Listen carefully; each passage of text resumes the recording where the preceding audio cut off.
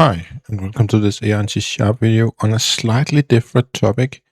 Nothing about agent framework or code in general as much, but instead a hot take about why I dislike Anthropic. And the reason why I make this video is whenever I talk to people about AI, I mention that I don't like Anthropic, and there's a lot of follow-up questions on that.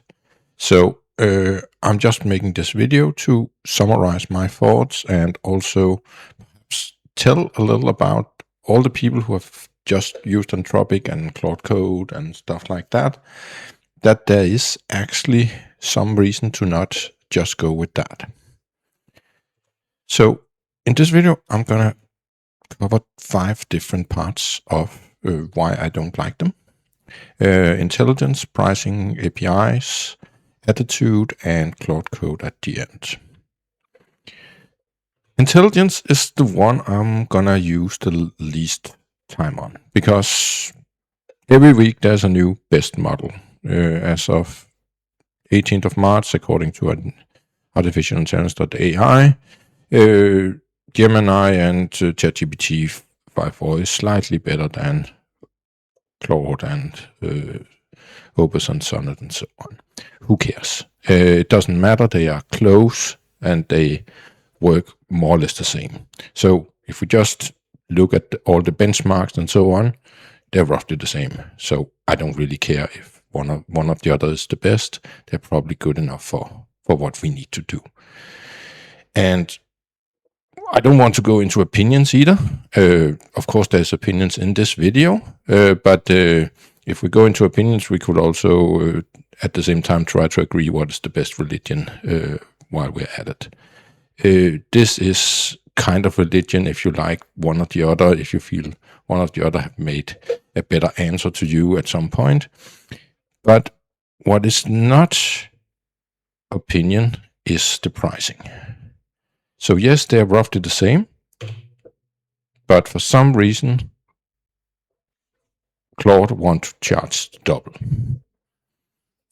So here it is 5.4 and Opus Max, and here it costs double the price. Is some of them too cheap? Is OpenAI going out of the business, and it is Anthropic who have the right strategy for pricing for them to survive? Yeah, perhaps, but I still don't like to pay double for something that is not double and as intelligent. So in my book, this is one of the big reasons that I don't like them, because they are arrogant enough to charge double for something that is not double as good. Another thing, I work with these models using their APIs, and yes, they have a .NET API, and I'm happy for that, at least.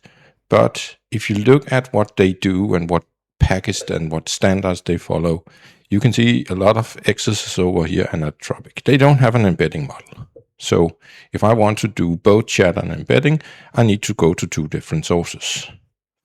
They don't do image generation. They don't do speech to search. You can argue then, okay, they're better at chat, but according to the charts, they're not. So they're just a company that gives a subset of what I need when I do programming. And most of the time, they also don't want to follow the rules. So they, as the only model I've ever tried, claims to be that max tokens is needed or as default, else it don't work. They don't want to follow the more or less industry standard of response format in structured output.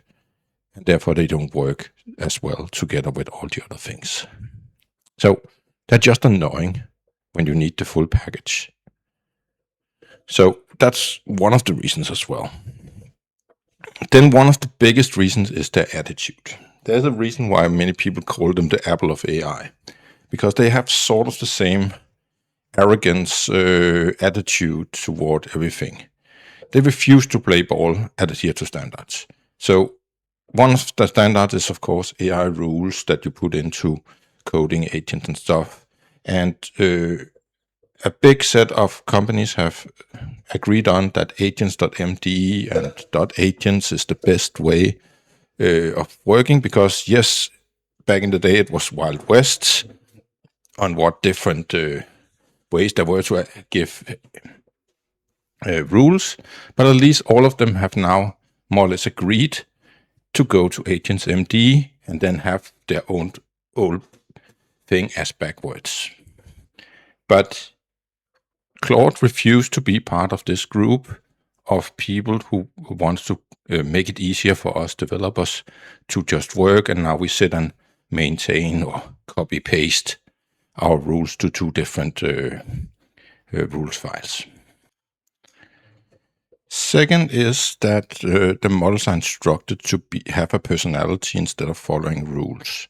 So they have active system or the raw prompts to make it more independent, self-controlling, instead of just following rules, which is very important in programming in my mind. But that's more my opinion than a pure fact, like the rest of them.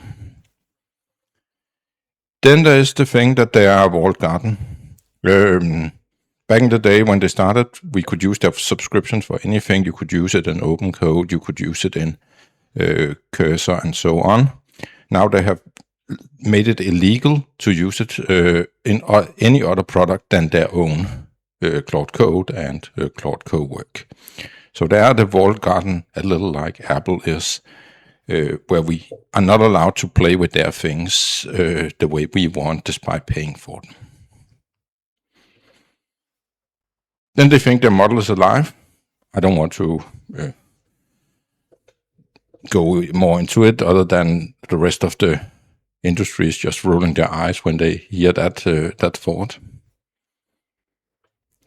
And then we have Claude Code, and what I'm about to show here is primarily versus Codex. And I've tried both of them. I know a lot of people who love Claude Code who haven't, and that's not Claude's fault, of course, but that's more the people's fault that they haven't really actually sat down. Because right now, Claude Code is working on the first mover laurels. They were half a year before Codex and all the others. And that was fine. That was good. They were innovative and so on. But in my opinion, they don't deserve it anymore. And the main thing when I see videos online where people judge that Claude Code is the best is because they sit down, start from scratch, do a one-shot of some front-end code in Python or JavaScript, and just say, okay, it looks prettier, it is better, instead of actually looking at real code. I've seen a video where they made both Codex and Claude Code do the same. Claude Code's version was pretty, yes, I agree, but it didn't work at all. Codex is not as pretty, but it actually made the features that they have asked for. And despite that, they said Claude Code won that test or battle. It doesn't matter whether it's a battle or not. We need to do things against real code. We are not sitting there and one-shotting some copy of a game or copy of a website we know for real. We are real developers and not just vibe coders. So they're still on these laurels of the internet for some reason, and I don't know why. They have a lazy approach to software development, or Claude itself have. Again, I've tested them. I've tested them with the same prompts against with the same instructions with them multiple times, and every time I let Claude Code do something, and afterwards let Codex look at it, it finds countless bugs. Countless. It's not as deep in its research into the code. It doesn't have the same level of scientific mindset into it. It's probably why it's better at front end, but again, it doesn't matter that something is pretty if it doesn't work. or is less good structured on the back end. So it's just countless times when I tried both of them. It's reckless. It's a good example is I had some NuGet vulnerability, or I wanted a new NuGet, which the latest version didn't have vulnerabilities. It couldn't get the latest. It found an old version with a vulnerability in, and instead of giving up or getting its act together and making the right version, it just hid the vulnerability with a no-warn inside my CS-prod file. That's not the way you should treat other people's code. So, to me, that's too reckless. It has a mind of its own. It doesn't follow rules as good as all the other models. I would say it's second. Codex is by far the best at following rules. Then come Claude Code. So I'm not like saying Claude Code is better than Copilot. It's not at all. But it just have a mind of its own, and that's the wrong thing to do in a coding setting, in my opinion.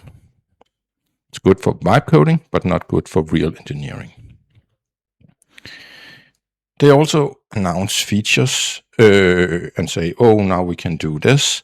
But despite them just announcing them, they're often broken months after that. For example, the LSP support, the language server protocol, that still doesn't work, despite it was made back in November, December last year. Right now we are in March 2026, and it still doesn't work properly. So, yes, it gets the headline, oh, it's so much smarter, but in real life it doesn't work because nobody wants to use it, apparently. And finally, Claude Code is closed source, while, for example, Codex is open source. So when we see the 5,000 plus bugs that are up in GitHub, where they keep the bugs, but they don't keep the source code for us, we can't go in and help. We can't go in and figure out why we have all these odd behaviors, lazy UI, and so on and so forth, because they don't want to open source it and actually, together with us and open code and Codex and so on, make it better. So that's the 5 things. I want to give them a little credit at the end here, what things they have been good at. They were the inventor of MCP. Not really that you can credit them for getting MCP to the good standard it is now. It was really a mess when it was given over to the steering committee, and it was people from Google and Microsoft who actually got remote MCPs in. It was not part of the spec at that point. There was no ORD in the spec at all. So it was really a mess. They had the idea. We need to give them credit for that, but they don't deserve the success of MCP. They can be credited for the invention of it, but not the success. Agent skills, I will give them that. It is a good way of having extra data.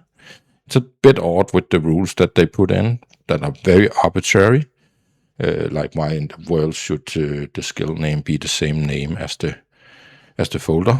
There's no good arguable reason for it, other than they chose it.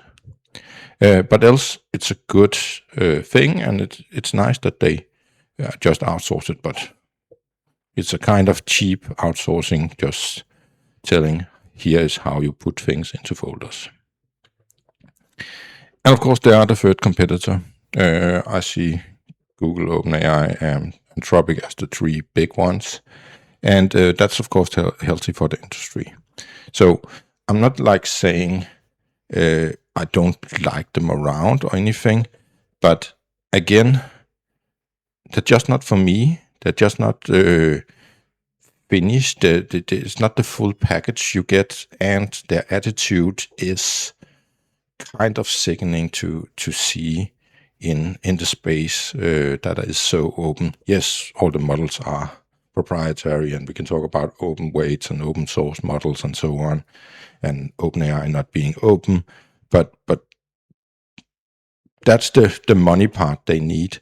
But all the things around it, they have just the wrong attitude towards actually giving us, the users, a good experience by trying to work together with others to come up with standards so we can actually become more productive across any of the models. But they must be afraid that if they make it too easy to switch away from them, that people will. But that's everything for this video. Hot take, I know. Sound your opinion on it in the comments if you like. But everyone have the right to their opinion. There will probably be someone who says that Claude Code is so much better than Codex. And that's fair to say if they have tried them both. If they only tried one of them and says it's better, please, please, please go and try out some of the other. Get an open opinion instead of a biased opinion. I've tried to keep it much to the facts here. There is, of course, opinion in there, but it's opinion based on that I've actually tried both, for both API and for agentic coding. But with that, see you on the next one.